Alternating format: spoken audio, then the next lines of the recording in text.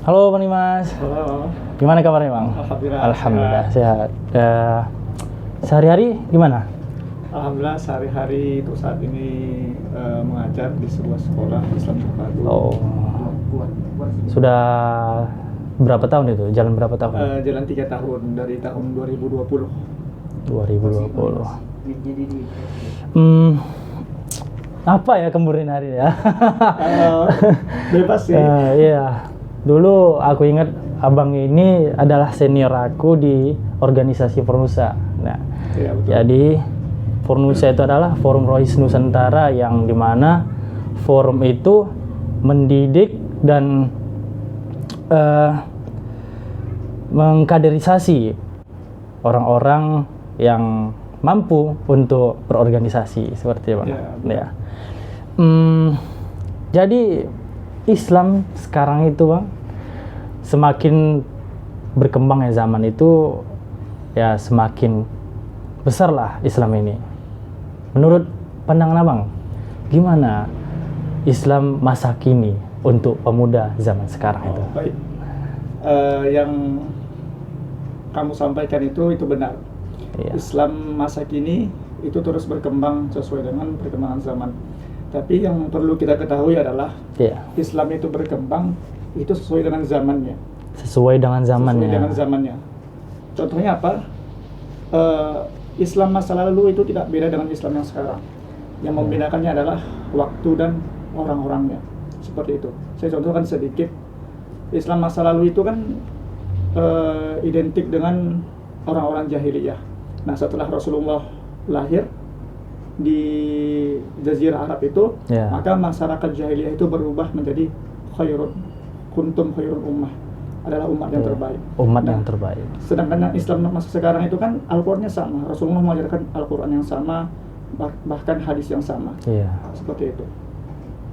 Seperti itu. Jadi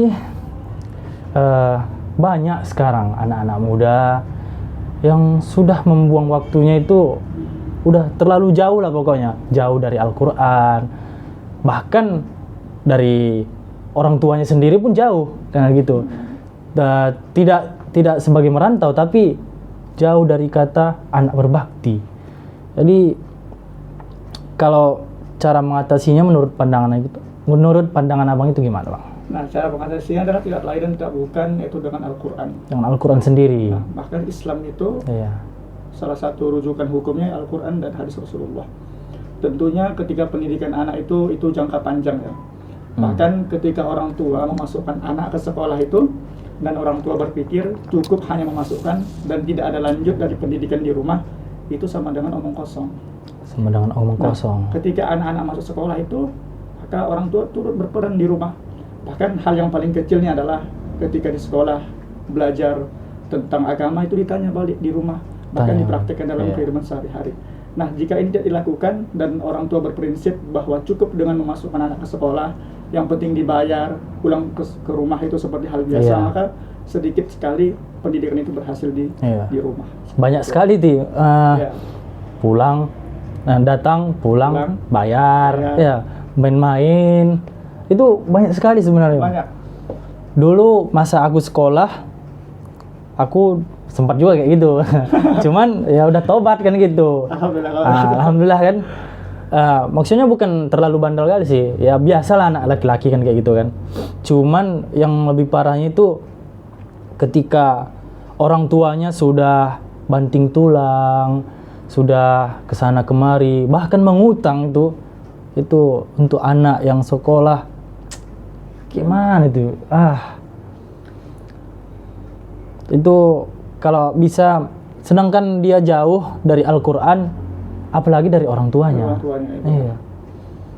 Bahkan dulu saya sekolah itu sangat berbeda dengan waktu zaman sekolah saya dengan zaman Iya. anak sekarang.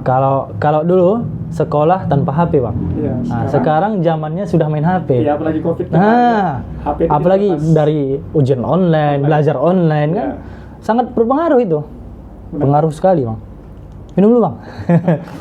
Jadi susu apa deh? Susu UHT.